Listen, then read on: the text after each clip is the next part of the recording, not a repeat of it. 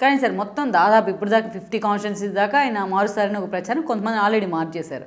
కానీ అంత మారుస్తున్నా వైసీపీలో ఎంత వ్యతిరేకత ఉందనేది ఒక చర్చ అయితే, ఒక్క కేసినేని నానికి టికెట్ లేదని చెప్పిన కారణంగా ఎంతటి వ్యతిరేకత టీడీపీకి వచ్చిందనేది ఇంకో చర్చ. అసలు ఈ కంపారిజన్ ఎలా? ఇక్కడ ఒకటి వాస్తవ పరిస్థితి ఏంటి అంటే, Vijayawada parliament seat TDP hard core seat. అది కేసినేని నాని గారా రేపు ఇంకే నాని గారు నిలబడినా అక్కడ తెలుగుదేశం పార్టీ అభ్యర్థి గెలవటం ఖాయం.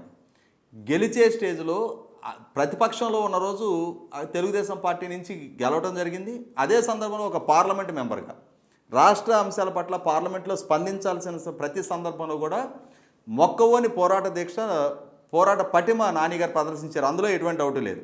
ఒక పార్లమెంట్ మెంబర్గా తన 100% సక్సెస్ఫుల్ పర్సన్.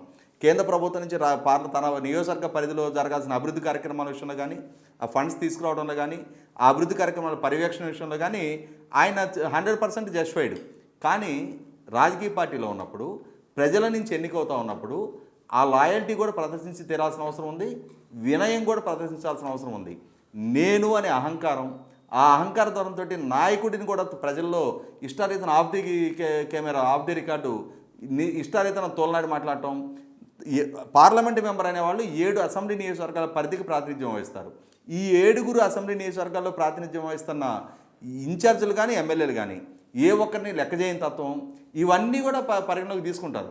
100% యాటిట్యూడ్ కారణంగానే వాళ్ళ కేసీఆర్ నాని గారు దూరం అయ్యారు తప్ప, ఆయన పార్టీ నుంచి దూరం అయ్యారు తప్ప పార్టీ ఆయన దూరం చేసుకోలేదు.